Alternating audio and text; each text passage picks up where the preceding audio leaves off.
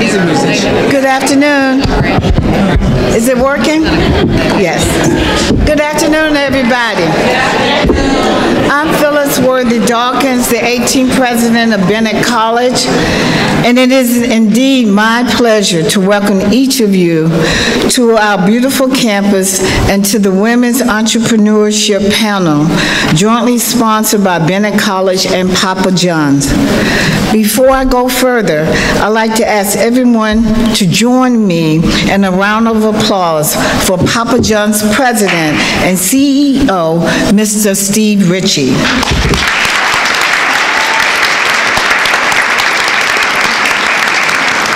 It's not every day that a CEO of a Fortune 500 company takes time out of his busy schedule to visit a college campus. Not only has Mr. Ritchie and his team come to Bennett today, but he also graciously allowed two of our journalism and media studies students to interview him this morning, which is outstanding. Mr. Ritchie, on behalf of the Bennett College Board of Trustees, our faculty, staff, students, and alumni, thank you and your team for being here today and for the partnership you have established with Bennett College.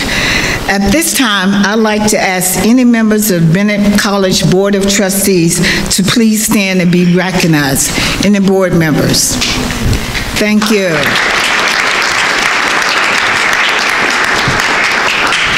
Now, would all Bennett alumni please stand and be recognized? Alumni.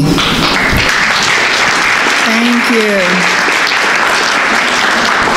And all students. Students, please stand and be recognized. Thank you. I would like to also recognize Mr. LaDaniel Gatland, our Vice President for Institutional Advancement, and the members of his team to stand. Danny and the advancement team, please stand. I want to thank them for all the work that they have engaged in to make this day happen. I would like to also, once again, just recognize all the friends and family members in the audience since I recognized everybody else. I want to ask any friends of Bennett College, please, to stand and be recognized in the community people. But if you are here, thank you for being here. So some of you know that Bennett is known for its unique sisterhood and its many warm traditions, but you may not know that Bennett also has several foci areas, including global citizenship, social justice and civic engagement, communications, and entrepreneurship. And those are some of the areas that we are known for. Today we hear from people who have what it takes to run successful businesses, people who put the work and put in the work and make it happen. So today's panel, we're looking forward to hearing from them, and at this time I'd like to turn it over to Steve.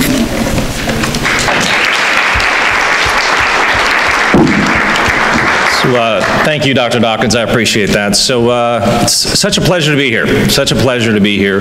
A momentous day for the Papa John's brand, if you may not know. So we are in 47 countries with over 5,300 stores around the world, and just a special company that I've had the opportunity, the privilege to be a part of now for coming up on 23 years. So I started out as an hourly employee, and I was telling the folks, where's Ebony and the team right over here, interviewing me earlier today. I had the opportunity to start out as an hourly employee, and my dream was to become an entrepreneur, like the panel is going to talk about here in a moment.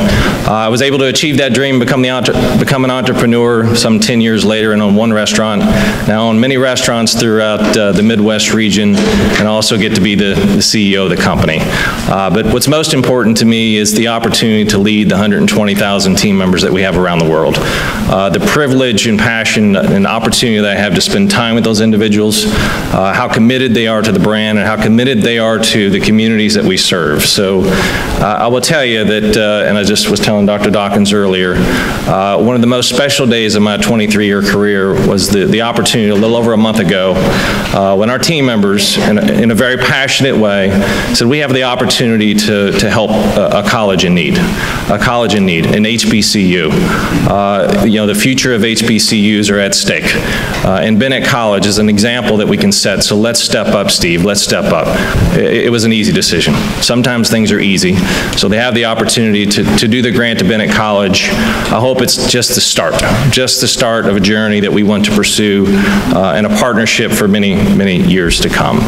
So I also want to tell you that I'm big on entrepreneurship, but I'm also very big on women in leadership. I had the opportunity, yes. So when I became CEO, we have what's called ELT, an executive leadership team. The executive leadership team is compiled of 11 individuals that lead department functions for the organization. We only had one female on the executive leadership team. She happens to be sitting here today, our General Counsel, Caroline Euler. Yeah, give her a hand. Now, within 6 or 7 months in the new leadership role, we have completely transformed our executive leadership team, and we have 5 females that sit on the executive leadership team. And not only do, yes, give a hand for that. Not only do we have 5 females, but also I think the spirit of diversity and inclusion and the importance of that, we also have an African-American female who is our new Chief of Diversity, Equity, and Inclusion, and we just hired an African-American male who is our first ever Chief People Officer. So I guess my closing comments, and we'll bring up Tammy to get the panel moderated here. I'm also a father of 2 daughters. So I've got two teenage daughters, one that's getting ready to make the big decision that many of you made, whether it was last year or several years ago, to go off to college. And what's most important to me to these 2 teenage daughters is that I do everything in my power to knock down all barriers for women. It's all barriers for women, so that any woman can do anything that a male can do, and frankly, do it better. Do it better. So my last challenge to you is, yes, today there is not a single person that works at Papa John's that graduated from Bennett College. 5 years from now, I want to see many of you. I want to see many of you walk in the hallways of Papa John's. So we need you. We need your help. We need your commitment. And we want to give you the opportunity to aspire to meet all of your goals. So thank you for the time. Let's get the panel going. I'll bring up Ms. Tammy McNeil. Thank you, guys. Thank you. Welcome again this afternoon to our event. I am Tammy McNeil, Assistant Professor of Business, Economics, and Entrepreneurship here on the campus of Bennett. And what we will do today, before I get started, I want to just do some housekeeping. So if you don't know about this building, I'm going to put my airline stewardess hat on right now. So if you don't know about this building, if you go out these 2 doors and you make a right, you should see bathrooms and facilities and water fountains down that way. If for some reason we need to exit this building, there are exits behind me as well as out front. There's one exit to the right. There are 2 exits to the left, both to the right and to the left of the building. Okay, so I've done that so far, okay? We've got that. The other thing I like to ask is, can everyone hold up who has a cell phone? I know we all have a cell phone in here. See, we all have a cell phone. Okay, what we're not going to do today is use these cell phones. So if you would, you either have an iPhone or an Android, right? If there's some other kind of phone out there, let me know. There's an iPhone or an Android. There's either a mute button on it, a vibrate button on it, or an off button.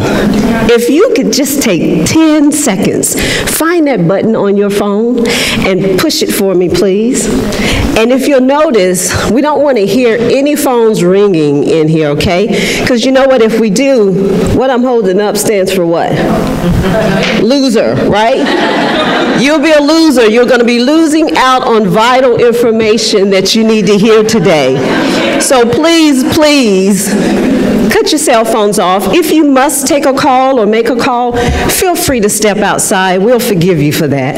Feel free to step outside. So again, I want to welcome you. Happy Tuesday. Happy Tuesday. Good job, good job. Today we're going to talk to a couple of great panelists today. Our event that we're talking about today and our panelists will share is preparing the next generation of women business owners. So we're going to talk to the panelists and get some information from them.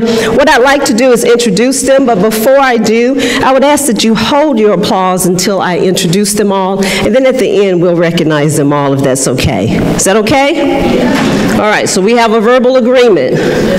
We know where the exits are, the water fountains. We've all turned off our phones. And if we need to make calls, we can step out, right? Very good. So our first panelist today is Mickey Woodard.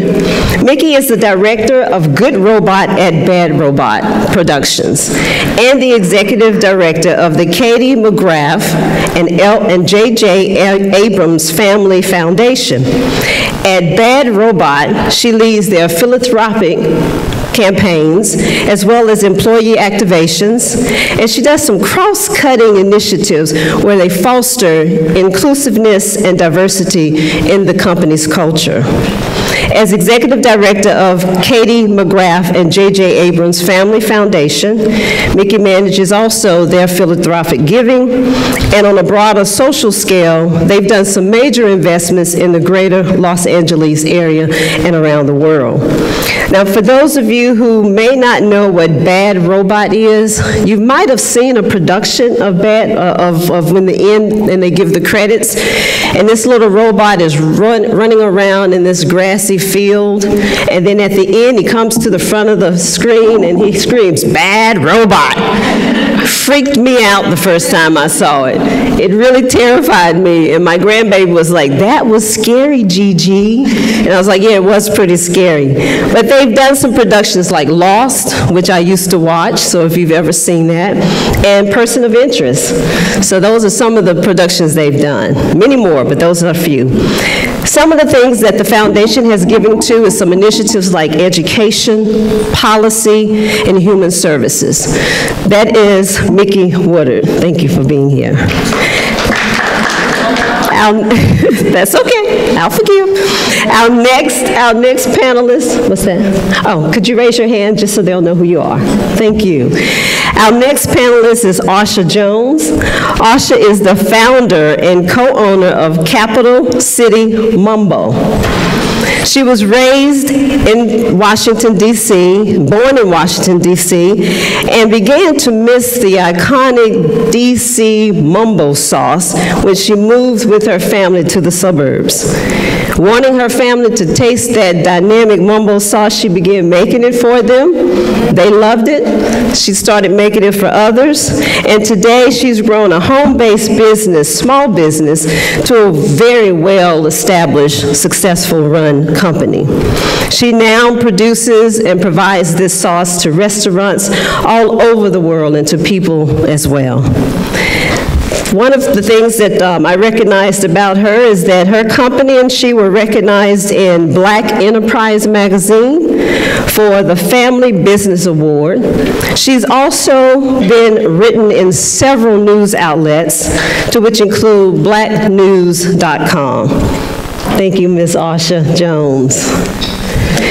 Our next panelist is Jeff Johnson.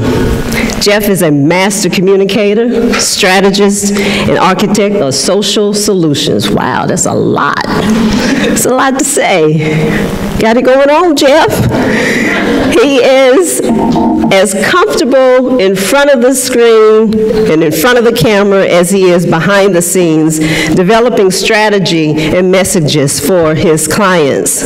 He is an award-winning journalist and communication specialist who is currently the managing principal of the Baltimore-based strategy firm JIJ Communications. There he provides strategic insights and messaging consulting to his clients who are both both private, public, and in the entertainment industry. Jeff regularly contributes commentary and analysis to media outlets on the topics of race, politics, and popular culture, just to name a few. Some of the outlets that he's contributed to is MSNBC, Fox News, and CNN. Thank you so much, Jeff. And our only male panelist up here. Thank you. Our next panelist is Caroline Orler. Caroline is the Chief Legal and Risk Officer for Papa John's International. She's been with Papa John's since 1999, serving in both the legal and the human resources role for the company. Prior to joining Papa John's, she was a lawyer at a law firm in Louisville, Kentucky, where she counseled clients on all aspects of labor and employment law. She also litigated cases in federal and state courts throughout the country. And last but not least is our own Bennett Bell sister, 1999 graduate, Dr. Pam Warner. Pam is the pediatrician with ABC Pediatrics here in Greensboro. She received her medical degree from East Carolina University. Following her residency, she returned to her hometown here in Greensboro to lead ABC Pediatrics. Can we give them all a hand, please?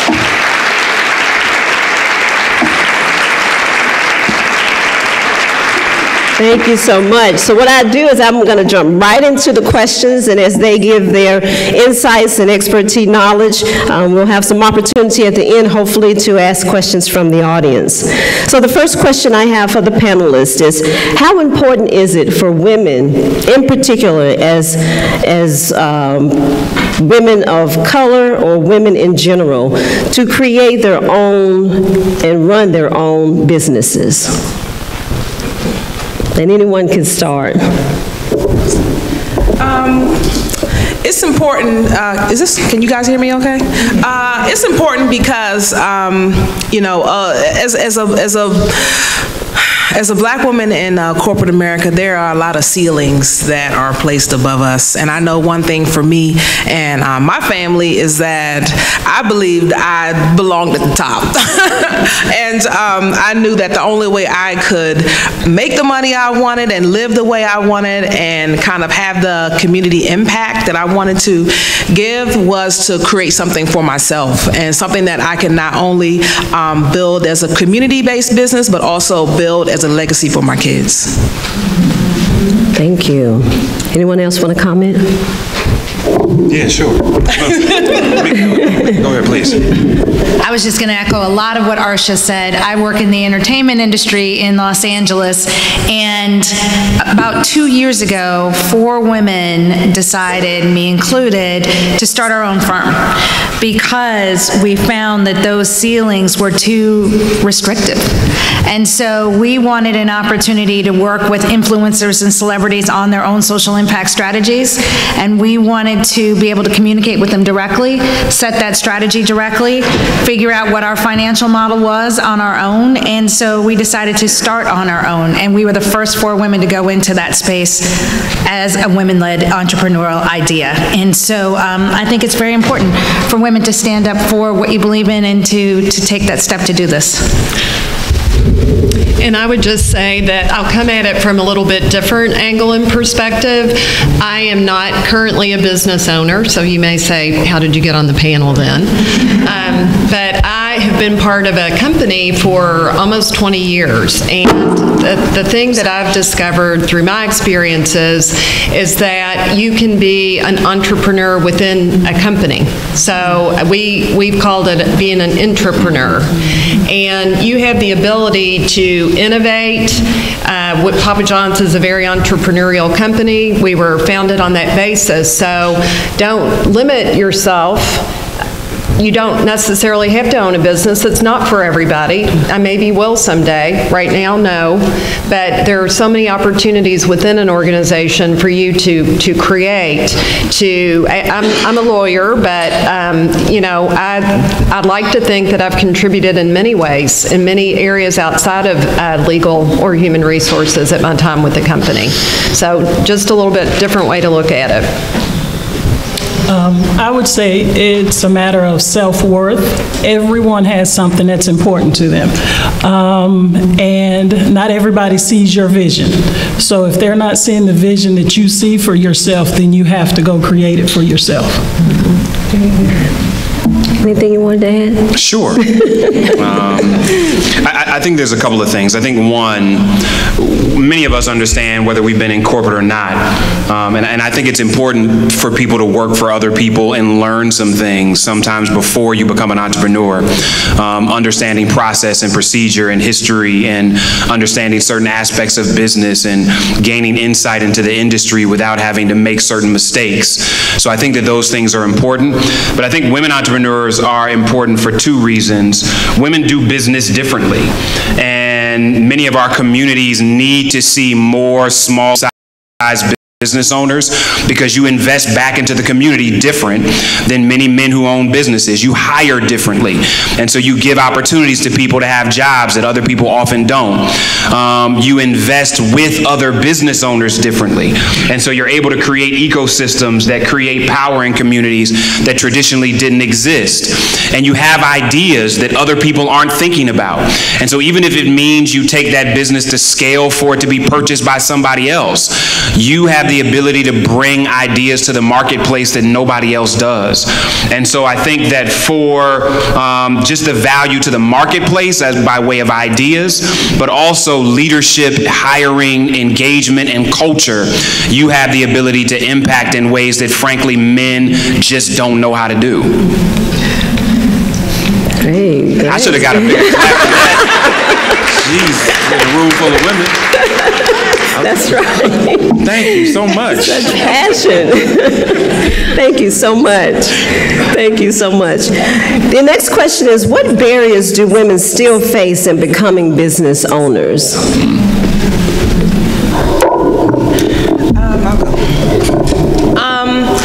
I know for us, one of the barriers is access. You know, we start businesses not, well, I'll just say from my perspective is that like none of my family members were business owners. There was no one I could just reach out to and say, hey, how do you do this? Or how do I set up that? And so there was a huge learning curve that had to happen on my own.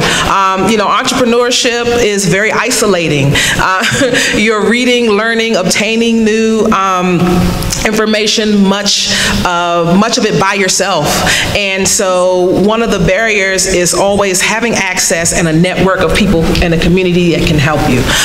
Because that's just something that I didn't have access to, and many of us won't have access to, but something that I'm hoping that will change. Very good, very good, thank you. Anything else? I think as part of that access, the other piece is access to capital. Yeah. And so it's the financial support that you need to start that business, but it's also the financial support you need through the first year of that business. It takes a while for a business to make enough money to pay everybody that's sitting at the table. And so it's how do you sustain yourself so that you can stay true to your vision. Very good. I found out, actually, when I came back to Greensboro in '99, I was actually fortunate enough to take over my pediatrician's practice. And I took over quicker than I anticipated, but he stayed around afterwards. But I started in July of '99, and he turned over the reins to me in February of 2000. If you had told the 18-year-old Pam Warner, who was a freshman at Bennett College, that she would own her own practice, I would have laughed at you. Like Ms. Woodard said, or Ms. Jones said, nobody in my family owned a business. Nobody in my family was a physician. So it was learning on the ropes, but I took over, my pediatrician's name was Jim Singer, and he truly he was truly different and truly gracious. I remember him telling me when I started with him, if anybody had an issue with the color of my skin or the fact that I was a woman taking over his practice, then they could find somewhere else to go. And that was 20 years ago. I don't think I've thanked him enough, because at the time I just sort of felt like I was thrown into the fire, but the opportunity that he gave me at that time was great. When I bought the practice from him and even bought the building from him, we did it as a promissory note, so I didn't have to go to the bank to get a loan. Coming out of med school, it's amazing what 2 letters behind your name will afford you. They will let you get in an amazing amount of debt, but I'm cheap and I don't like paying interest, so it was easy for me to say no to a lot of things. But I realized later, especially when I started ABC Pediatrics with a friend of mine who's an A&T graduate, how fortunate I was the first time. And I did that for 7 years, sort of got burned out because initially I didn't know how to ask for help. And I joined a small practice that didn't work out, and I said, okay, I'm gonna get this right the second time. And I feel like I have it right this time. But it was so different taking over his practice versus getting started anew in terms of the access and getting the things that you needed. He really gave me a great opportunity, and I realized that I knew it initially, but I truly appreciated it once I was starting ABC Pediatrics. Very good. Thank you. Thank you. So we talked a little bit about access to capital. Can you talk a little bit about how women can overcome challenges in getting access to start a business?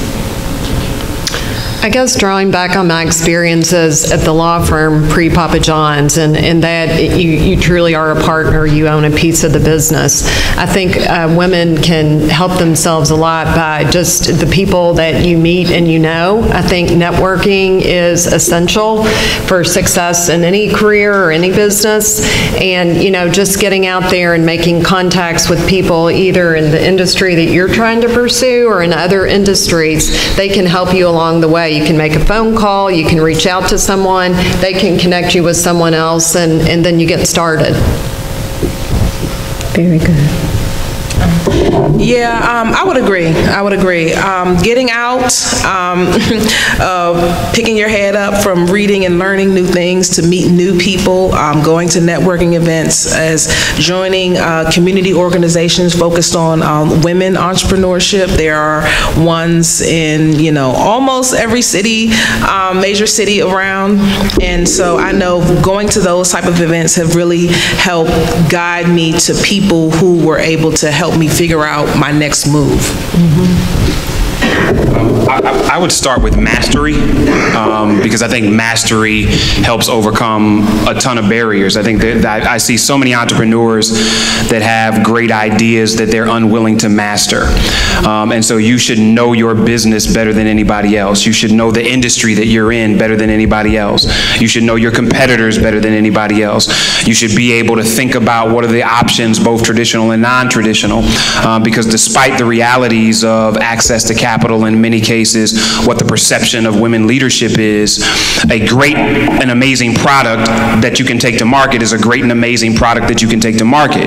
If it has the ability to make money, people who traditionally may not have partnered with you will begrudgingly partner with you because you will help them make money. I think the networking piece is interesting, but I think to be even more granular in that, think about the people who want to make money with you, not just the people who like you. And there are a lot of people who will like you that can't make money with you. And you need to be clear about how do you begin to develop and nurture relationships, not just network. Some of you all network. You want to show up, hand somebody a card, and then leave. And then expect for them to call you or reach out to you in some way, shape, or form because you were just just that interesting in the 3 minutes that you told them what you wanted, gave them a card, and walked away. Relationship development is what builds circles and ecosystems of power. And so who are the people that you're interested in? What are they interested in? What do they like? What do they not like? How can you be helpful to them before you ask how they can be helpful to you? When you have a conversation with them, couch it through the lens of the value proposition that you make to the things that you know they want to do. And then learn about who they are, what their children's names are, what their spouse or significant other's names is, where they went to school, the things that they're interested in philanthropically, the things that drive them and that they're passionate about. Because most of the folks in here that are successful in business will tell you that the people that they did business with were ultimately friends or became friends or people that had similar value propositions. And so, one, I would say mastery. Two, I would say begin to do sophisticated relationship development. And then three, understand that there is no rest. If you want to be an entrepreneur, you are not going to have work-life balance no matter what work-life balance books you read, because the industry doesn't allow that. You can have acknowledgement. And so all of you, I want you to acknowledge your family, acknowledge your health, acknowledge the things that matter to you. But there's no balance. There will be times when you don't see the people you love forever because you're doing the things necessary to make your business work. Share that with them. Make them a part of it. Make them understand why you're making the sacrifices. Those of us that work unbelievably hard have successful relationships not because we're home half the time. We have successful relationships because we invite the family in to what it is that we're doing, so that when we're gone for 3 months at a time, I know where daddy is. I know what my husband is doing. I know what my wife is doing. But then when you come down from those periods, learn how to plug in and turn other things off. Because so often we will convince ourselves we're more busy than we need to be. So the times when we need to plug into relationships, we don't know how to. If you have friends and you go to dinner, put all the cell phones in the middle. And whoever picks it up first got to pay. When you are at home, be home. Because at some point, you don't need to check who liked that post. You don't need to see who texts you if you're in the place of the people that are most important to you. Find calculated periods of time to unplug so that you can plug into the things that actually feed you and give you life. Thank you so much.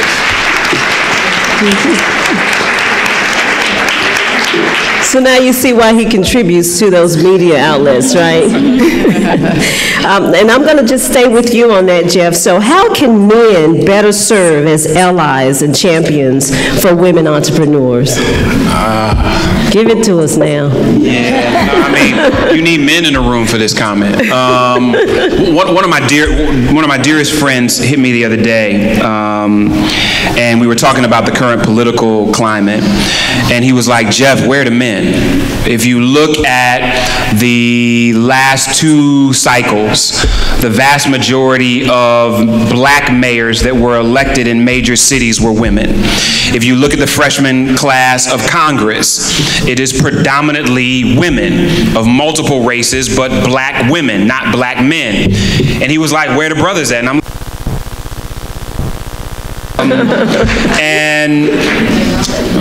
no, for real. And the question for us is, can we be better allies to our sisters when they're in power than when we were in power? And so it's the same as it relates to business. There are so many brothers that, one, just have to manage their ego, to understand that in order for our community to be successful, we all have to effectively be able to manage power.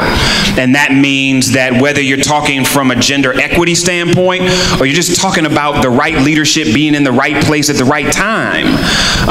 One of the things that we saw happen in the last 2 political cycles is there were black women who should have been mayor that weren't mayor because it was Negroes that stayed in the race with 2% of the vote that should have got out in order to move those votes to women who actually had a chance of winning. As men, we have to value who you are independent of what you can do for us.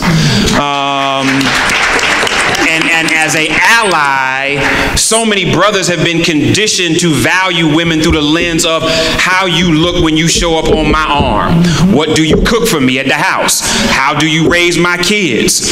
Will you hold this bag? Whatever it is, whether you're talking from a hood perspective or you talking about...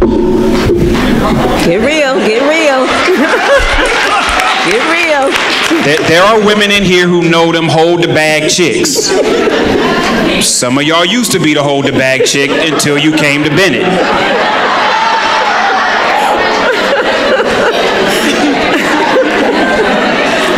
So the problem is a lot of men who are heterosexual don't like women. They want women. And so until we as men are able to understand the value proposition of a sister is what was she created to do?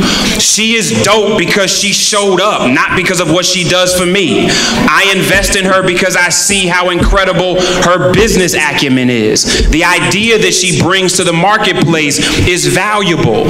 And until we get to that place, it's going to be challenging for us to be actual allies, because it's bigger than do I show up and spend money at your business, and it's larger than do I direct people to your business that I think can do business with you. It's do I see value in who you are as a human. There's two sisters that just created this business called Vegan AF. Y'all know what AF means. They are twins who have successful businesses in other areas. One is yes, Madam President, that was it. One is a successful photographer, another is a successful hairstylist. I mean, and I'm talking about women that have 200,000 followers in these independent businesses that decided they wanted to create a vegan business.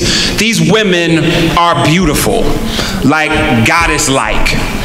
And I had a meeting with them, and I'm asking them about how do you want to engage men in a way to consume these products. And they say, we don't seem to have a problem with that. I'm getting dudes hitting me in my DM all the time about this fruit box. I'm like, they ain't hitting you about that fruit box.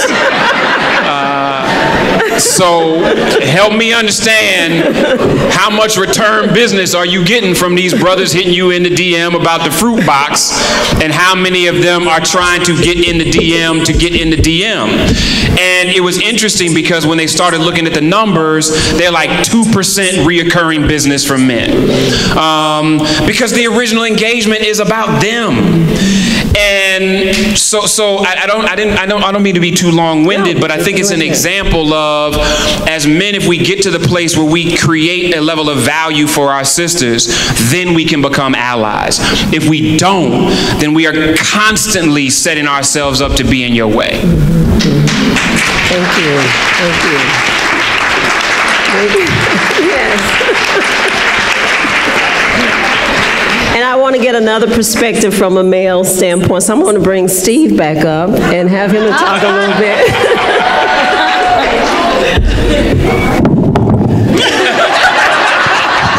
I like following Jeff. Damn, brother. Sorry.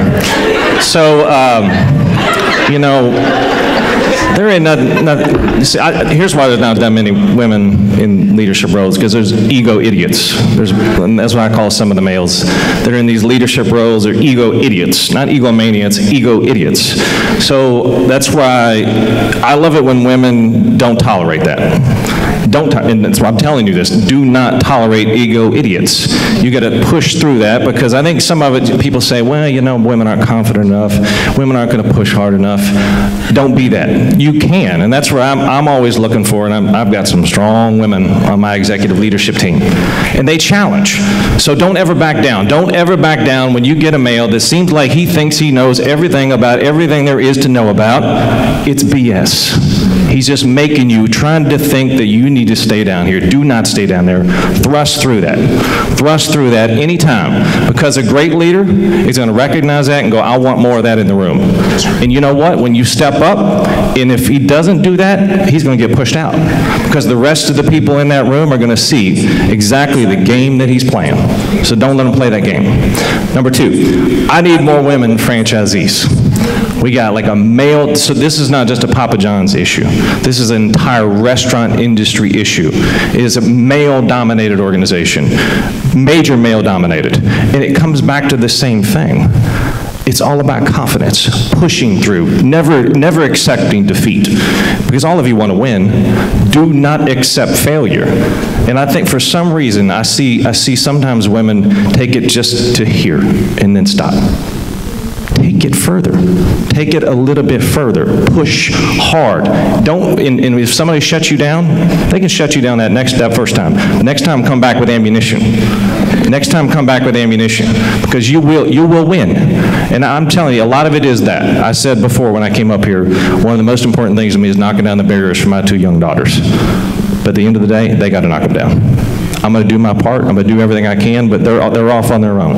They got to knock down their own barriers. Be a strong woman.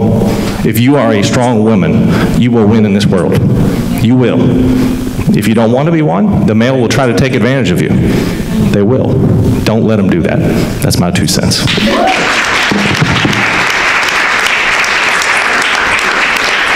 Thank you, thank you.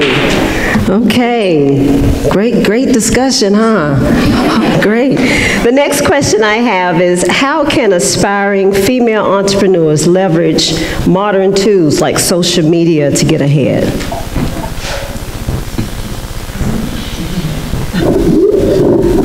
Well, it's probably the easiest way to start, because that's where we began, which was on social media, and just reaching out to our network and making people aware of our product. And it's what you can do, and from right where you are. I know one of the biggest hurdles about starting a business is having money and time to do everything. And social media is a place where most of us are already there anyway. So instead of spending 3 hours focusing on, like Jeff said, likes and popularity, you can spend that same time building your brand online and making yourself and your products or your services visible to people who may want your services. And so, that's a huge thing, especially for small businesses, because we just don't have the money to have marketing teams. I know behind our brand, it's me responding to every post. And so it's, I just don't have the ability to hire out for that just yet, but it's a great place to start and a wonderful way to introduce your product to millions of people. I would go beyond the social media piece, because there's clearly tools that are available. So whether you're an entrepreneur and you make sure you have Grammarly connected to your email, because you can't spell. No, I'm dead serious. I mean, when we think about the vast depth of tools that are available to entrepreneurs to ensure that the correspondence that you're sending to either existing clients or potential investors are correct. That's one simple thing. But what are the other tools? Whether you're talking about Salesforce, or whether you're talking about other tools that help manage product that you're currently using. There are tools that help you navigate analytics around content. So are you effectively, you can, based on tools available, you can have a data team without being able to afford a data team. Do you understand how sales are working within the industry that you want to be in? Do you understand the data as it relates to your social media? And I would say just be very clear that you master your product before you master your social media, because you can be in a world of hurt when you've mastered social media for a product that isn't yet ready to fully go to market. So master your product before you master social media, and then as individuals, understand that you are not a brand just because you say so.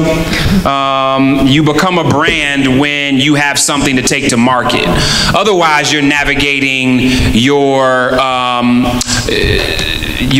what's the word I'm looking for?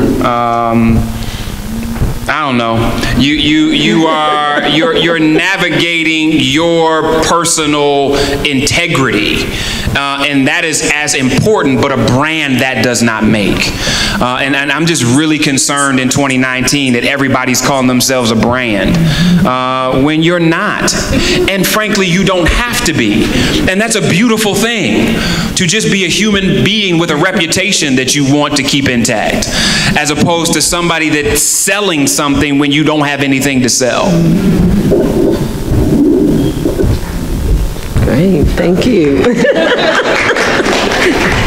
Thank you so much. This question, I'll send it over to Caroline. Can we talk a little bit about, and the business owners in the room as well, but can we talk a little bit about labor concerns when you're owning a business or within businesses themselves?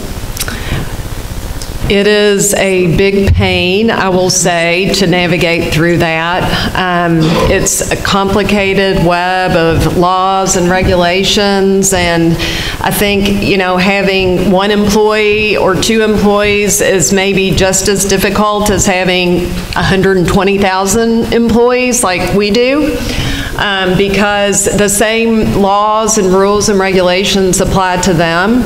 So I would say that for a lot of business owners, especially new business owners, that part is the hard part. You know, they've got the idea, they've got the concept, you know, they've got the operations, but just the back office kind of stuff is maybe not natural for them. So I would say that you ought to get some help in that area, and you know, get some advisors, which I know costs money, but you know, there are various options you can pursue, and you can, you know, become part of groups where, you know, those types of issues are talked about and addressed. But it gets pretty complicated, and I think that's, you know, one of the parts that some business owners really don't enjoy.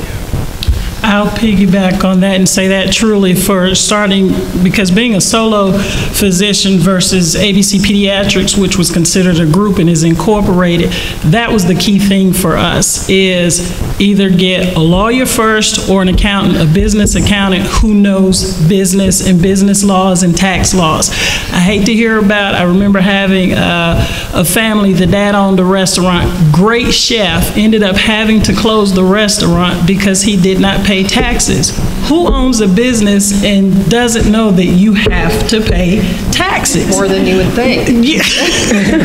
So yeah, for us, the second go around, we hired consultants, and I remember we got to this firm because I played rec league basketball with one of the employees, and she always said, Pam, we can work, you know, we can help you, and that was when I was solo, and I'm like, no, I can't afford y'all, I can't afford y'all.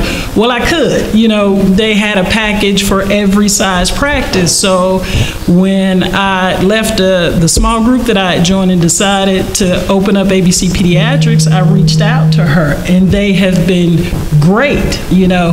And sometimes we'll find ourselves, I always go to the American Academy of Pediatrics. We have a national meeting, and so they know pediatricians, med school does not teach you how to be a business owner, but they always have business sections, and we are notoriously nice, you know. We'll believe every sob story, especially my front office staff, and it's like, oh, but they said they forgot their wallet. My thing is, you cannot go into McDonald's, you cannot go into Walmart without paying for it and leaving, and it's the same. Once people get a service, they get amnesia, and trying to get people to understand that copay, that's not our requirement. That is the insurance company's requirement. So you should come and you should pay the copay if you expect me to extend services. Yes, I understand your kid is in pain, but I have employees to pay. I have a business to run. I have lights to keep on. If you expect me to be here, I need you to pay your copay. So, but having the consultants, I remember setting up the employee manual, and we were like, oh, that seems harsh. You know, we only have 8 employees. Should have listened to them. We had an employee that used up all of her PTO and then decided she was going to leave. Well, she ended up in the hole. She owed us money when she left. So we went back, and it sort of become, if they recommend it, we're going to do it. This is what they do. We need to listen to them. Very good. Thank you. Other business owners or any other one want to comment? I would just say that there are other tools out there too. I mean, I think LegalZoom has been really helpful for a lot of small business owners. I don't think it's as good as an attorney. Glad to hear you say that. No. But what it will do is it will put things on your radar that otherwise you might not think about. And so there are resources within LegalZoom that will say, are you thinking about your quarterly taxes? When in some cases, if you didn't have an accountant or an attorney, you wouldn't be thinking about it at all. It'll tell you what the laws for your state are as it relates to employees. So it's a resource. It does not take the place for a good attorney, again. But I do think for new entrepreneurs, it can be one of those resources that put things on your radar that otherwise might not be. Yes, true. I'll also mention a service called Gusto, when they have and it's specifically for small businesses when you want to set up payroll, HR, and all of those forms is all in one place. And we have an accountant that helps us navigate all this because it is very overwhelming, but it's one of the things that I wish we would have gotten right first because it's more expensive to fix later. All of these issues that Jeff and Pamela are talking about, it's harder to fix later and costs just too much. So get it right the first time. Okay. Any others? Great, thank you. The other thing is we talked, one of the panelists, I think it was you, Pam, talked about failure and starting over or starting something new and different. Talk a little bit, each of you, if you would, about some of your failures and how you started over, how you picked yourselves back up and started over, and now you are these successful panelists sitting here talking to us today. Anyone can start. I'll start. Well, first for me, I don't consider things that I've done failures. I've had many different interests that I've started and that I realized they weren't for me, so I moved on from them. But I didn't fail at any of them. I just decided that I didn't want to do that anymore. And I have a long list of things that I didn't want to do anymore. And it worked out great because trying all of these different careers or avenues or interests or hobbies and not liking them led me to what I did love, which was entrepreneurship. So you kind of have to go through that process. That's one of the biggest questions I get all the time is, how did you decide what you wanted to do? Like I wasn't a little girl somewhere and say, you know what, one day I want to grow up and sell a wing sauce, That is just not, like, I thought I was going to be in New York somewhere at a graphic design firm, and it just didn't happen that way. But I went from being a web designer to freelancing to teaching web design, and I've done so many different things all around in that same kind of area that I just realized that I really just only like working on my own projects, things that are specifically for me. But it wasn't until I tried all of those other alternatives that led me to where I am. So again, I don't consider them failures. I consider them things that just weren't for me. Yeah, I failed. Epic failure. I was the national youth director for the NAACP and had a ton of relationships politically and otherwise. And Russell Simmons was someone that we had worked a lot with while I was youth director. And so he was like, come up here and do some stuff with me. That did not mean he was going to pay me. That just meant come up here and do some things. And I was fine with that. But I thought that it was the time for me to create my first entrepreneurial venture. I didn't know anything about business. I knew about politics. I could tell you about the service, but I knew nothing about business. And so 3 months in with no clients, and I'm broke, and I have no idea when I'm going to get a client, was just an unbelievable wake-up call that I hadn't done it properly. I didn't ask enough questions. I didn't sit down with people that I had access to. I didn't have a legitimate and sophisticated strategy. I didn't have the kind of plan or the timeline that was pragmatic versus passionate. And as a result, I jeopardized what that first business was, and also jeopardized a way more savings than I should have had to pull from, not because I wasn't smart, but because I didn't plan properly. And I think that entrepreneurs in particular learn how important planning and strategy is in multiple levels. The other thing is, understand when you are starting a business, what side of that business you add value to and what side of the business you don't have any value to add, because it clearly helps direct you in how you pull your team together. Because many of us will start a business because we know the service, or because we're the engineer, or because we're the designer, but you're not the lawyer, you're not the operations person, you're not the accountant, you don't understand finance, you don't understand regulatory issues, you don't understand other aspects of the business. And those are the things that will determine not if you're able to get customers or not, but if your business will ultimately be successful.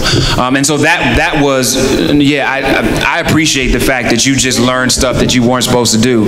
I remember being in Russell Simmons' office, and everybody would leave at around, the last person would leave the office around 9 or 10 o'clock at night.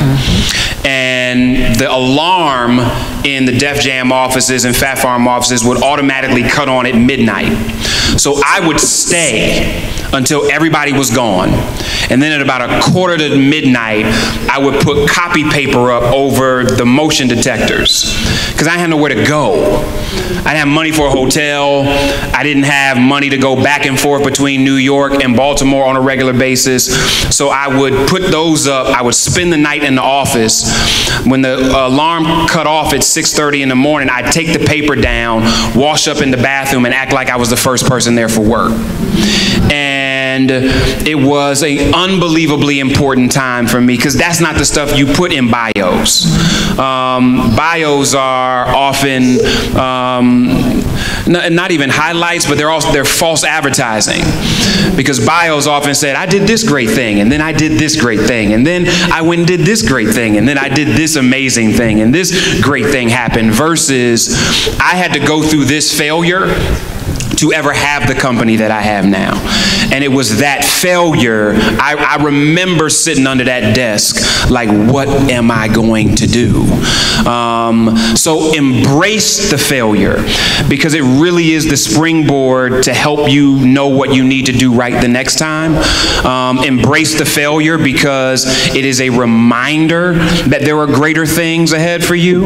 And embrace the failure because it's an acknowledgement of your fallibility and the fact that you're never going to be able to do it all by yourself, and normally you're only going to be as strong and as amazing as the team that you decide to do those things with collectively. That was what my failure taught me.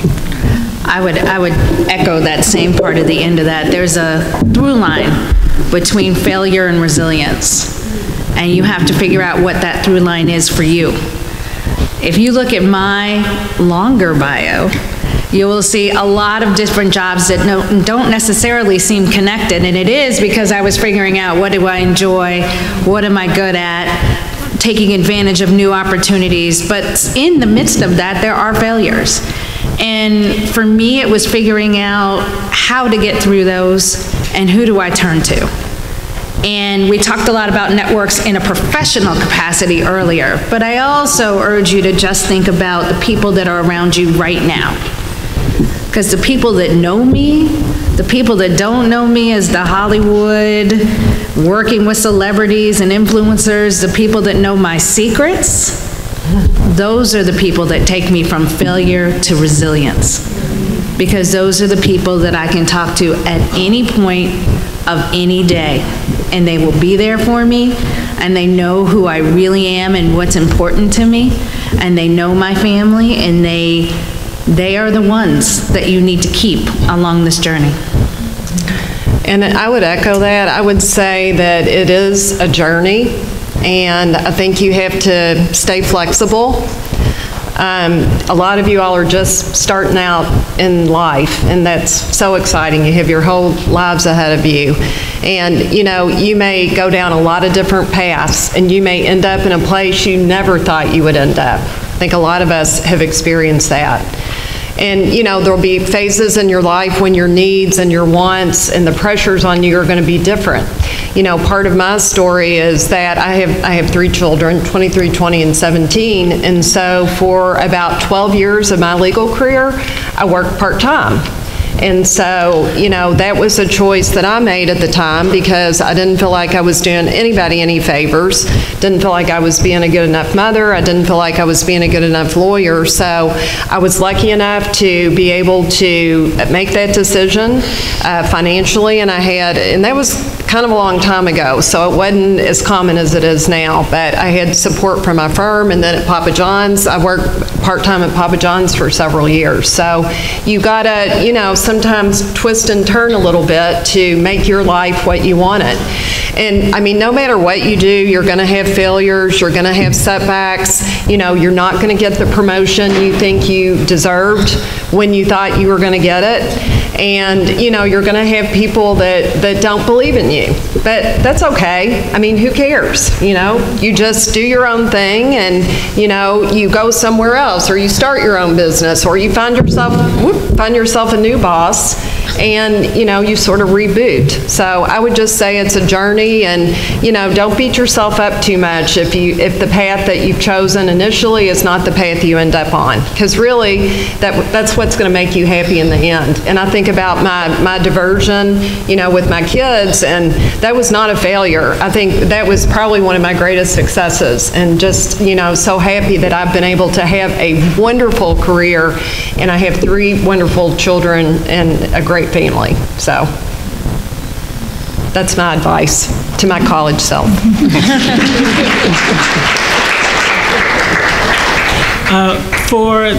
Like I said, for myself, the first 7 years when I was in solo practice, I think I just got burned out, because when I went and looked back, I never planned a vacation. I had gone a whole year without taking time off, and I think I was just getting tired. So it was a matter of saying, okay, maybe this solo practice thing isn't for me. So I joined a small group, and the personalities just did not mesh. And I remember thinking, I went to school for too long and worked too hard to get up and go to a job that I don't like. And I did not like it. For 3 years, I did not like it. So I saved. Like they've said before, if you know, when you start up your own business, a lot of times you can't pay everybody's salary. So usually as the business owner, you're the one that doesn't get paid. It's the same in medicine. When I started at Solo, I had to make sure the employees were paid. When we started ABC Pediatrics, and they don't know this, we made sure they got paid. I think we didn't take a salary. I had saved enough. I don't think we took a salary for somewhere to 3 to 6 months. So nobody ever thinks that when they're thinking medicine. Oh, you make money. No, you don't. Trust me, I have worked for every bit of money that I have made. But I was serious about being in charge of what the office was going to be, myself and my partner. It was like, no, if we're going to work late hours in the wintertime, which is expected because it's cold and flu season, then at least I know I'm working for myself. So the second go around, it was a matter of, okay, how many months has it been? No, even if it's a long weekend, I made sure to schedule time off, even if it was a staycation. I'd stay in my house the whole weekend, but at least I had time away from the office. So that's sort of what I've learned. Trusting people, like I said, in terms of the consultants, trusting people to do the things that they know how to do, and so that I can focus on medicine. There's still things that we talk with the office manager about and that I stay up on, but just trusting other people to take care of what they're supposed to take care of. Very good. Thank you so much. Thank you so much. At this time in our program, I'd like to open it up to the floor to ask questions. We do have a mic up front here, and I can walk around this one here, I think. Can I walk this one around? I can't. Okay, so we do have a mic up here in the front, so if you have a question for our panelists, please feel free to step up to the mic and ask your question.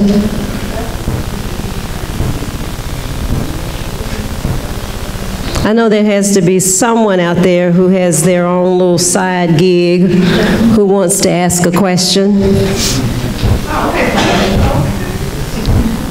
All right. Come on. You're here. Thank you. Let's give her a hand. She's our first. Thank you. Hello, my name is Felicia Park, freshman class president. My question is, do you guys do internships? Because I'm in the DMV area. I'm just saying. I do mentorships. What I do is I do reach out, and like I'm an email away. Like I'm very accessible in terms of asking questions. People DM me things all the time and email me, and I do answer specific questions if you need. So what are you interested in? I'm interested in a lot of things. That's why I think I'm like in the same like place as Ms. Woodard. Like you said, you worked a lot of like odd jobs. I don't know what I want to do. Like I know I'm into computers, but I like makeup and I like wigs. I like skin. Like I don't know. So. And you are from the DMV? No, I'm from Georgetown, Guyana. Okay. Where? I reside in Maryland. Okay. Oh, okay.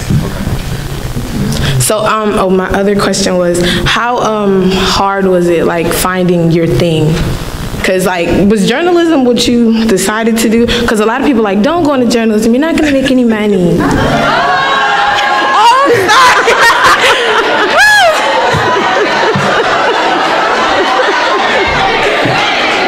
Somebody's mad. Them's fighting words. It's what I heard. It's what I heard. It's what I heard. And the journalism majors all speak up at once. They're mad. No, I mean, I think like any other industry, the question is how creative and innovative can you be? So there are people that are walking out a traditional journalism track that aren't going to do very well because they're setting themselves up to be in an industry that's already over. So old media, in a lot of ways, I wouldn't tell anybody at this point, go start a magazine, because people don't read print the way that they did 25 years ago. But it's really about how are you developing content that people are interested in, and then finding the most innovative way to distribute that content. I never wanted to be a journalist. I was a political science major. I wanted to be an elected official. And then I realized that I couldn't do anything with a political science degree except teach. And you don't need a political science degree to go to law. You can be in underwater bubble blowing and go to law school. I was a broadcasting major. So no, and I think most people will tell you that they didn't necessarily end up where they majored. I think for a lot of us up here, we were open to the opportunities that came our way, and many of us were clear about what our gifts and our talents were. Some of the journalism students and I were talking earlier, and just talked about, listen, even the word says your gift will make room for you and put you in the presence of great men and women. The question is, can you identify what your gift is? And your gift is that thing that you innately do well. It doesn't mean that you don't have to perfect it. It doesn't mean that you don't have to master it. It doesn't mean that you won't make mistakes. It does mean that there is something inherently inside you that you do unbelievably well, and hopefully you enjoy doing it. And the question is, how do you partner that gift with a solution, and then figure out how you package that solution and then tell somebody how much they're going to pay you to provide them with it? I gotta tell him. Yes. Tell him. Yeah. I mean, if we're going to be honest, one of the greatest problems of women entrepreneurs and even women in the workplace is that they're constantly allowing somebody else to tell them what they're worth. And so, if you understand the marketplace, whether you're at a firm and you're a full-time employee, or whether you're an entrepreneur, you understand. If you've been working at a firm, if you've been working at Papa John's in the corporate offices, you understand how what you do adds value, and sometimes you can even figure out what the number is of how much money you've brought into a place. If you don't know what your value is, then somebody will always tell you what it is. And I don't care whether you're a man or a woman. I think men have been conditioned to overplay what they're worth. You're right. And women have been conditioned to show up and contribute and be told what they're worth. All of us need to understand what we're worth, what we want in return for what we do, and what the basement is to know when it's time to go, because somebody doesn't value you enough. Thank you. Thank you. Okay. We've got 3 ladies in line. Those would be the last 3 questions, because we do have some other events that we have to get some of our panelists to. So go ahead and ask your question. Okay. Hi, my name is Alexis Nicole Branch. I'm a graduating senior political science major from Upper Marlboro, Maryland, and I currently serve as the Student Government Association president here at Bennett College. My question to you is, my end goal is to become the president of the United States, and what mentorships should I be looking for? Of course, you know, in the political realm, but financially, when I'm making that first step to run for like the Department of Education and in the Board of Education in my hometown, Prince George's County, how do I get that off the ground financially? Because I hear, you know, you see our president today, he kind of made it because he had funds and he had the money. So I know coming out of law school, I'm not going to have that kind of financial leg up in the game as my competitors might have. What mentorships or mentors should I be looking at to help guide me to the financial path that I should be trying to get on to be successful in an election? There's a group called Emerge, and it has different chapters in different states.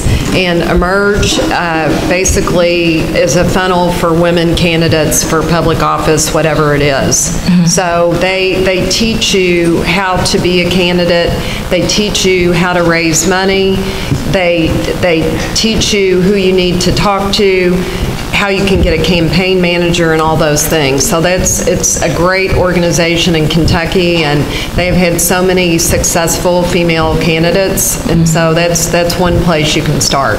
Be part of that group. There's another national organization called Vote Run Lead, which does exactly the same thing nationally, and they're trying to. There's also an organization called Collective PAC, and I'll introduce you to Stephanie Brown James. She's the sister who runs Collective PAC. That could be a great coalition of folks because they want people like you to run for office. Okay, last question. Also, there's a nonprofit organization called Higher Heights of America, and they are specifically geared towards helping African American women get into political office. I know about it because we donated to them as a business, and so I think they're out of New York, I'm not sure, but you can reach out to them, and they support candidates, getting you on the ballot, helping support you financially, and everything you need in between. So Higher Heights. Thank you. Okay, I'm going to add one more really fast. Okay. I'm going to add one more, which is People for the American Way, which is another one that does all of this. They work with Stacey Abrams. They helped Lauren Underwood with her race. She's the new youngest black woman to be in Congress. So there's a lot that's available to you. Take advantage of them. Okay, thank you. Thank you. And we need one last question, I'm sorry. Okay, go real quickly. When it comes to breaking glass ceilings, when there's people that really haven't done what you're trying to do, how do you get the right people around you to push that? Like, when you're trying to do something that hasn't never been done before or even thought of, and it can be a bit discouraging. I always say, like, when I run for president, I want to make a global impact on homelessness. How do I surround myself with people that can help me, I guess you could say, get there? I mean, I understand all the organizations and stuff like that you guys just shared with me, but when you have this vision, you know, like you guys were saying in their panel, when you have this vision and nobody really can see what you're trying to do but you, how do you surround yourself around that right person to be in your ear? Am I being clear? Make allies. You get you a Jeff Johnson and you an Arsha and but really, you get mentors, you get allies, and who know you, who believe in you, and it's partly up to you too. I mean, you have to be able to clearly articulate your vision, and you have to be able to make people believe in you and get behind you, and they will. They will. Yeah. And I was going to say the same thing. You first have to get clear on what exactly you want, and that will mean you have to take time for yourself to figure it out, because no one will want to support you when they feel like you're kind of all over the place. So first, taking time to absolutely be clear on what you want, where you want to go, and how fast you want to get there. Thank you. Thank you guys so much. You ladies and next question. Hi, I'm Nakaya McClooney. I'm a junior at business administration major from Shelby, North Carolina. And my question is, when you're starting your business, what are some of the small tasks that are often overlooked when you're starting out, but that you need them in the long run? What are some of those tasks that will help you fulfill your, succeed when you're starting your business? Some of the smaller tasks were really things that just weren't second nature to me. So finances, hiring, like I could do, like I have a core set of skills that allow me to do very well online in terms of social media and design and branding, but what I don't care about is figuring out the numbers, and I like making the money, I don't like counting the money, okay? So things like that were personal to me, but I guess what it comes down to is figuring out what you're not so good at, like the panelists have said, and kind of finding people who can help you along that path. But for me, it was finance and taxes, making sure those get paid. There's a position that people don't talk about a lot, and that's a bookkeeper. Yes. I had an accountant, but I didn't have a bookkeeper. So I made my accountant's job 10 times more difficult because I didn't have a bookkeeper. And so the bookkeeper is the one that keeps those things in order, so that when you're providing information to the accountant, it is where it needs to be versus pulling stuff out of one drawer and pulling stuff out of another drawer and then making up stuff. So I think that's one thing. I think a lawyer is you can't overstate the importance of, in this litigious society that we live in, with the rules and regulations we have by industry, if there's any money you spend on the front end, it has to be on a lawyer, just so that you're protected. And then insurance. I just don't think that enough small business owners understand the value of insurance to cover your employees as well as to cover the business. And I've just seen some horror stories of small businesses that have gotten in trouble because they didn't have enough coverage and something unexpected happened and they weren't able to navigate it. So bookkeeper, lawyer, and insurance would be the small things that I think go under discussed when you're first launching a business. Thank you so much. Next question. Hello, I'm Kataya Laster, a freshwoman journalism media and studies major from Charlotte, North Carolina. Earlier in the panel, Mr. Ritchie spoke about not tolerating ego idiots. So I wanted to know how we as Black women cannot tolerate ego idiots without seeming like we're angry, because sometimes our strength and confidence can be perceived as anger.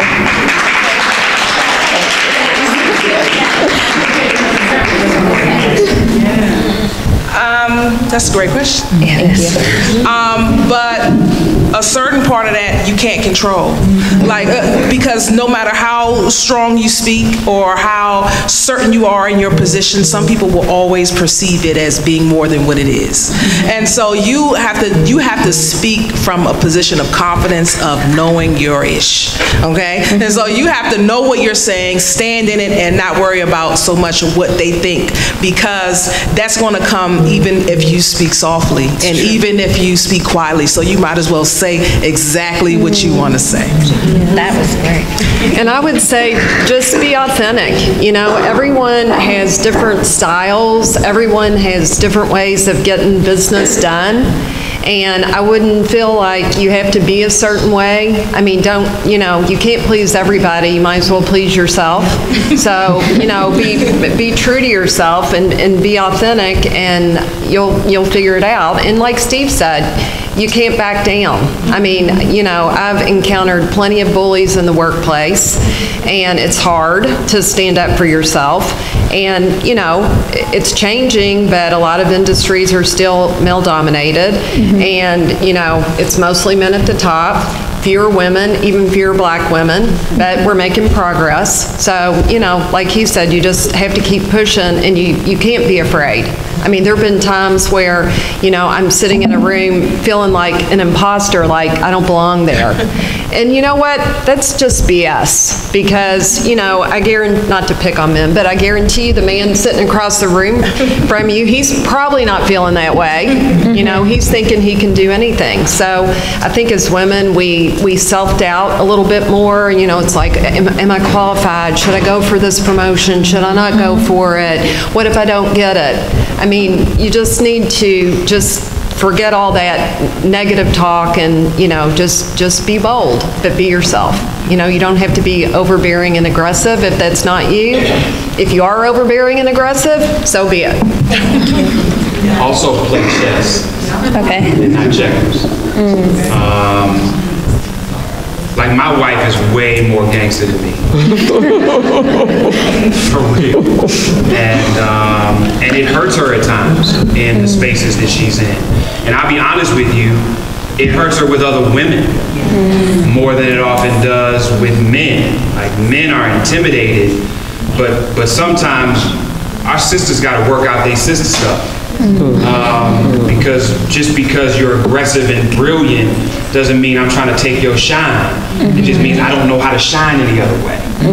And so what I do, not only what I have to do, but with my wife is, baby, are you playing chess?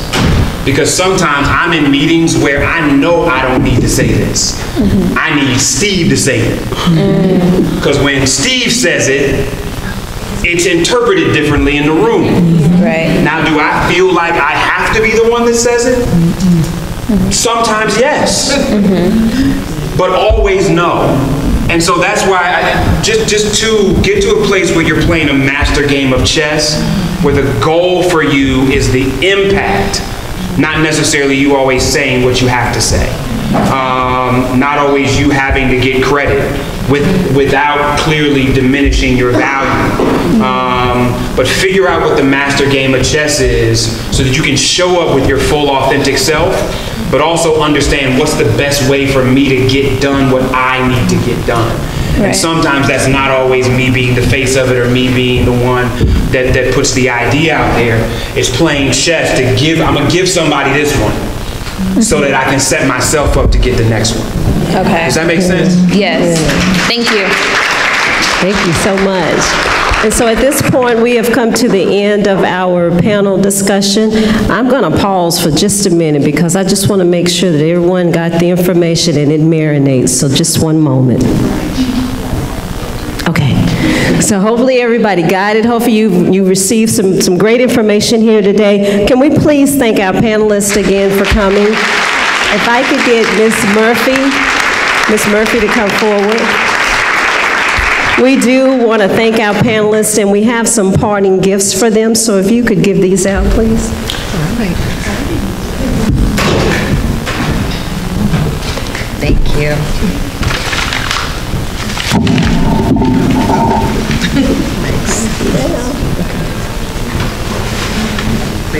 And then as she's doing that, I'm going to bring Mr. Danny Gatlin up for just a moment. Thank you so much for participating today. I am Tammy McNeil, Assistant Professor of Business Economics and Entrepreneurship in the Business Department here on the campus. Thank you. Can we give Dr. McNeil one more round of applause? She did that brilliantly. And also our panelists, because this was a very robust conversation, so we want to thank you all.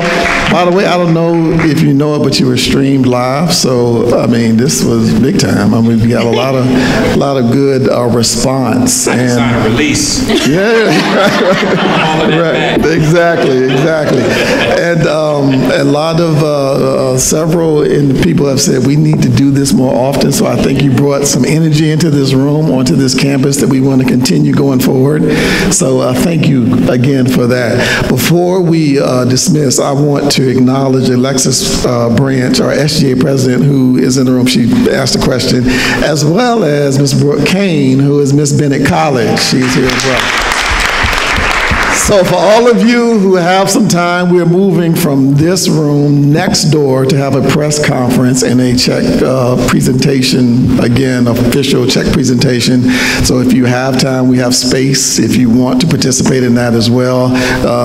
Steve, Richie, and Dr. Dawkins will be answering some additional questions from the press. But again, thank you all for coming out today. We really appreciate it. Have a great day. Good luck with everything.